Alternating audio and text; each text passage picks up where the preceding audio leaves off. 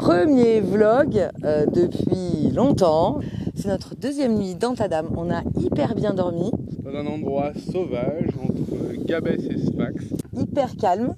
Et là, on prend la route puisqu'on a rendez-vous ce matin avec le responsable du parc Bouedma. Du parc national Bouedma. Je le prononce très très mal.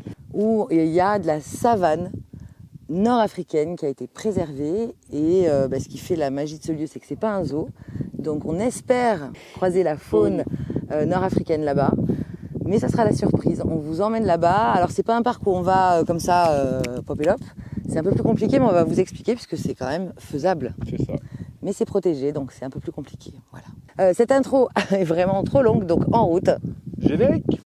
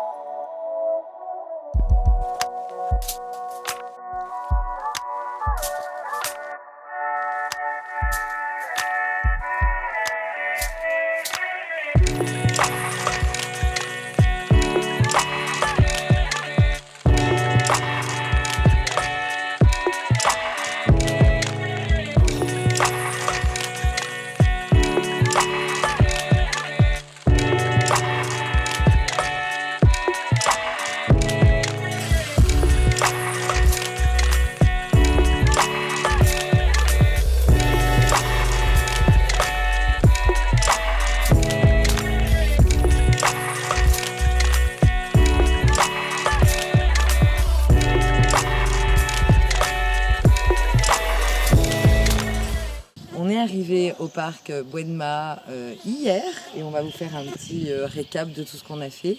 Donc on est arrivé, on avait rendez-vous avec le responsable de l'office du tourisme du gouvernorat de Sidi Bouzid et il nous a donné rendez-vous dans une maison d'hôtes, Ouais. enfin une auberge on va dire, qu'ils viennent de créer justement pour les touristes qui viennent visiter le parc Bouedma. Donc on va vous mettre quelques images. C'est tout neuf, ça date de l'année dernière et c'est sympathique. Ouais, c'est un bel endroit, c'est pas très très loin, avec tout le confort moderne et on a très très bien mangé. Exactement.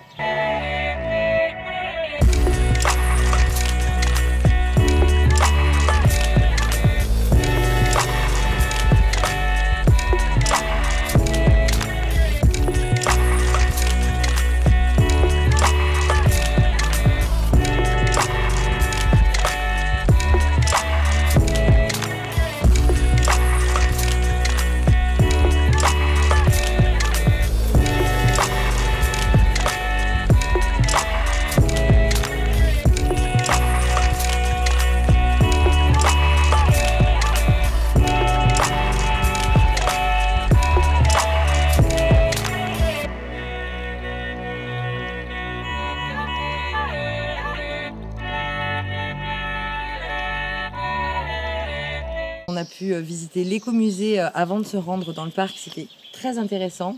C'est plutôt bien fait, il y a vraiment des planches explicatives. On a pris le temps avec les enfants de leur expliquer les différents animaux qui habitent ici.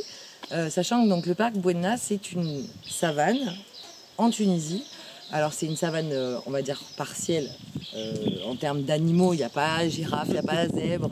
Mais il y a l'acacia qui est un arbre vraiment emblématique de cette région, qui est hyper important et qui est vraiment lié à la faune et à la flore ici. Et c'est en le préservant, cet acacia, qu'ils ont pu recréer petit à petit cet espace, enfin recréer, réhabiliter cet espace naturel.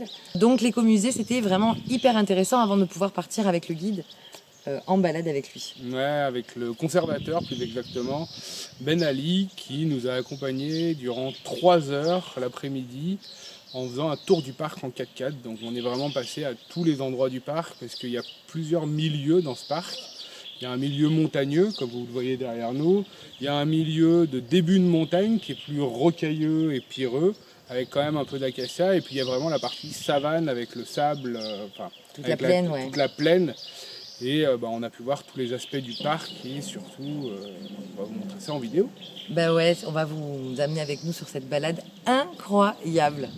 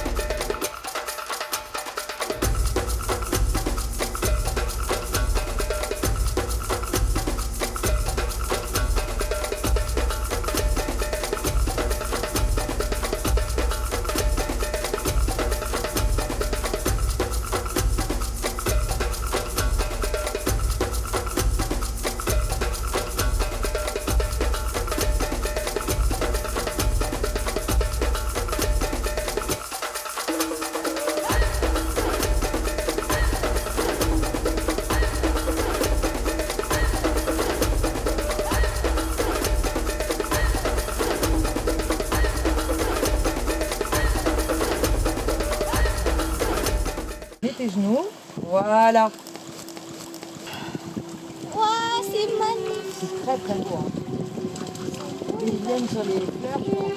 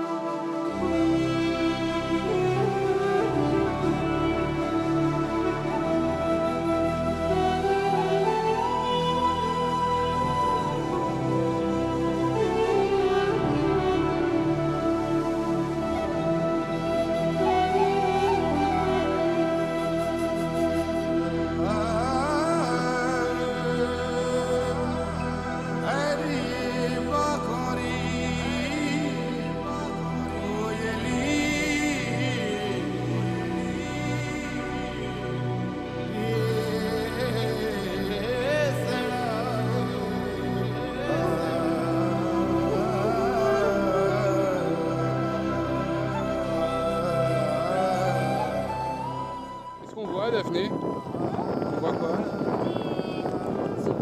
Des oryx. Attention derrière toi, il y a un petit horrible.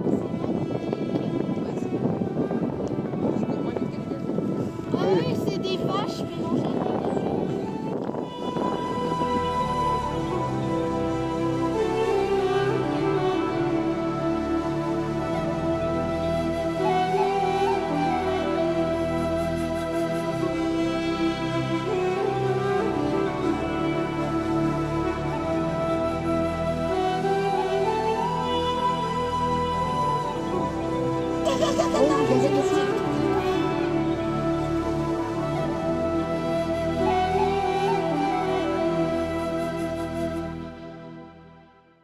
Sur la fin, c'était mouvementé. Ouais.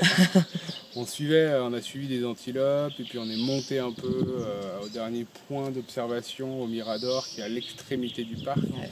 Et c'était vraiment top. Et après on est redescendu pour voir les oryx. Ouais, c'était superbe, c'était magnifique. Alors, on avait expliqué aux enfants que les animaux, on ne pourrait pas forcément les voir parce que même si cette réserve, elle n'est pas immense, il faut savoir que la population des animaux n'est pas non plus conséquente. Les oryx, ils ont été réintroduits que dans les années 80 ou 90. Ensuite, il y a aussi le mouflon. Alors là, derrière, il y a... alors, c'est pas une cage, hein, c'est vraiment un espace qui est immense, mais qui permet aux vétérinaires de pouvoir travailler sur les animaux qui en ont besoin et qui ont besoin de soins particuliers. Ce qui est le cas en ce moment de quelques mouflons. Il y en a d'autres qui sont dans la montagne. Il y en a une douzaine, une population d'une douzaine dans la montagne. Et là, ils sont à peu près 7. Ouais. Sachant qu'il y en a une qui est pleine, donc ça, c'est une bonne nouvelle. Donc ça leur permet vraiment de surveiller les individus qui en ont besoin. Ils ont besoin de soins particuliers et ensuite ils vont les réintroduire dans le parc. Donc c'est vraiment un travail minutieux et compliqué. Le soir, on a eu la chance de repartir avec un autre guide parce qu'il y avait des chercheurs. C'est un centre aussi où il y a beaucoup de chercheurs qui viennent étudier sur le terrain des animaux. Et donc on est parti avec les 2 chercheurs et le chauffeur de nuit. Ça, c'était assez fou aussi. Pour voir les animaux, et on a revu les animaux qu'on avait vus. Et on a pu voir les gazelles d'un peu plus près parce que de nuit, elles fuient moins. Elles sont plus intriguées par les phares. Et vraiment, on a pu les voir de plus près. On va vous mettre quelques images aussi. La qualité n'est pas top, mais l'émotion était là en tout cas. C'est ça. Donc on est rentré, on était bien épuisés de cette journée. On s'est vite endormi. Et le lendemain, surtout, on s'est levé, nous, à 6h du matin. Les enfants, 7h moins le quart. Ouais, à peu près, ouais. Et on est parti à pied cette fois-ci, puisque l'avantage de cette savane tunisienne, c'est qu'il n'y a pas de fauves, pas de prédateurs. Ou des petits prédateurs, des petits... Il y a des serpents quand même. Et voilà, c'est pas des prédateurs, mais c'est des insectes qui peuvent, malgré leur taille, faire très mal. Parce qu'il y a quand même des... On arrive, Liam. Donc l'avantage, c'est qu'il faut quand même faire attention, mais on risque pas de se faire attaquer. Non, on peut se faire piquer par des scorpions ou des cobras. On a mis les grosses chaussures. Mais voilà, on fait attention, on passe pas dans les herbes, on regarde où on marche, donc ça va bien. Mais voilà, donc 3 heures de balade, de 7h à 10h, et il était vraiment temps de rentrer, parce qu'il faisait très très chaud. Et on va vous montrer ce qu'on a pu observer de loin, c'était chouette aussi, c'est un autre rythme. Bonjour les gens. On a dormi où? Là. Là, oui, mais là où?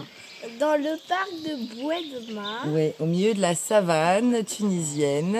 Et je suis obligée de parler fort parce que hier, Bastien, il a perdu la petite fiche. On n'a plus de micro, voilà, bravo. Qu'est-ce que je voulais dire? C'était une journée comment hier? Trop chouette. C'était au top. Et aujourd'hui, on part à pied. Il est... Une gardien. Sans tout seul, nous. Sans notre copain le gardien. Ouais. Et on va se balader dans la savane. Dans la plaine, ouais. Et il est 7h30 du matin et ça. il fait déjà 30 degrés. On s'est levé à 6h, c'est pas dans nos habitudes, mais là on est obligé parce qu'il faut qu'on...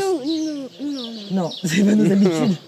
Non, c'est vous êtes levé à 6h. Oui. Ouais, vous un peu plus tard. Un peu plus tard, mais il faut qu'on soit rentré avant 10h parce qu'après il fait vraiment chaud. De 10h à 15h, en fait, il faut vraiment pas être au milieu du parc. C'est trop dangereux pour la santé. C'est parti.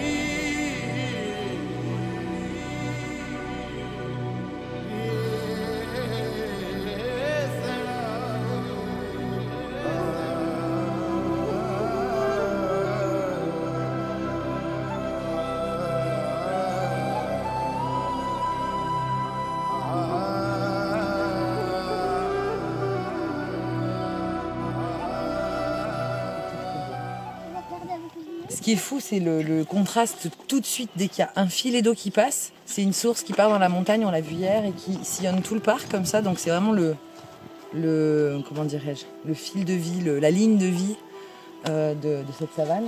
Et là, on le savait, de loin, on a vu les palmiers, on savait qu'il y avait de l'eau pour se rafraîchir. Et tout de suite, il y a les oiseaux, les fleurs, c'est vraiment très très beau. Et l'avantage aussi, c'est qu'on sait que notre camp, il est au bout de cette ligne de vie. Donc on rentre parce qu'il commence à faire très très très chaud. Allez, en route. Et je dois faire la surprise aux campeurs. Ah oui, tu dois faire des...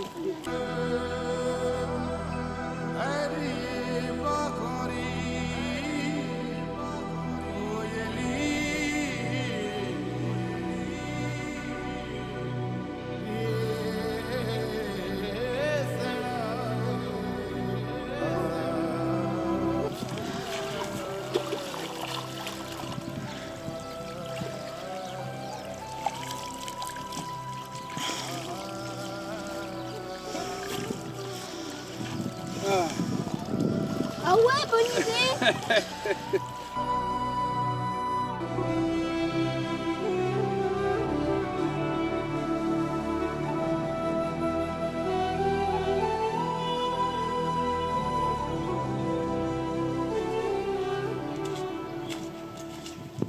Il fait très chaud. Il est 10h, faut vraiment qu'on arrive au camp là. Je sais pas combien il fait de degrés. 36. À l'ombre? Ouais. Voilà, c'est pour ça qu'on marche à l'ombre. Parce que là, mais dans 10 minutes on est arrivé, je pense, non? Dans 10 minutes? 20 minutes? Je pense. On va voir. Là on avance. On arrête de filmer ici et on vous retrouve au camp pour vous expliquer un petit peu tout ça. Parce que si on filme, on n'avance pas. C'est parti. Et voilà, et là on est rentré, on va manger et puis on va reprendre la route cet après-midi, direction le nord. On verra. On ne sait pas trop encore où on va aller. On a quelques idées. Quelques idées. Et on a vraiment adoré ce parc Bouedma. Et si vous venez en Tunisie, pour venir au parc, ça s'organise un peu parce qu'il n'est pas ouvert au public. Pour venir, il faudra faire une demande, alors soit à l'Office national du tourisme qui pourra s'occuper de cette demande, soit à l'Office national des forêts. Le parc est géré par l'Office national des forêts, donc c'est à eux qu'il faut faire la demande. Alors au moins une semaine à l'avance, ils vont vous demander vos numéros de passeport, avec qui vous venez, mais après ça sera assez simple de venir dans ce parc. Voilà, il faut prévoir les dates et l'anticiper un petit peu puisqu'il y a toutes les démarches à faire qui sont par fax aujourd'hui. Alors on en a discuté justement avec l'Office du tourisme et puis le conservateur du parc. Ça va se moderniser, hein, la manière dont ça va, parce que c'est pas quelque chose qu'ils mettaient vraiment en avant pour le public, mais ils ont très envie de partager cette particularité de savane tunisienne qui est incroyable. Donc c'est en train doucement de se mettre en place. Pour l'instant, c'est pas un parc qui est très connu, même des Tunisiens, quand on leur en parle, ils savent pas forcément qu'ils peuvent venir le visiter, parce que c'était une réserve qui était fermée et ouverte qu'aux chercheurs, et qui petit à petit s'ouvre au public. Il n'y a pas beaucoup de visiteurs par an. Non, je crois que c'est moins de 10 000 visiteurs par an. Voilà, donc faire cette demande, ça vaut vraiment la peine. On vous le conseille si vous venez dans cette région. C'est pas très très loin de Gabès, entre Gabès et Sfax. C'est ça. Et on vous mettra les liens en description.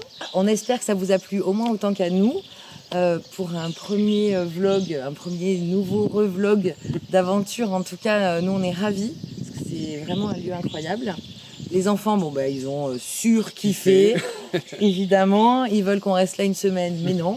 On a demandé que 2 jours, donc on doit partir aujourd'hui. On vous retrouve très vite. Et puis pour rien louper de nos vidéos, on s'abonne, on like les likes, on met des commentaires. C'est parti. Pour la prochaine vidéo, il faudra activer les notifications. Normalement, c'est le mardi, mais on verra. Et puis on vous dit à très vite. Des bisous. Nous, il y a les pancakes qui nous attendent.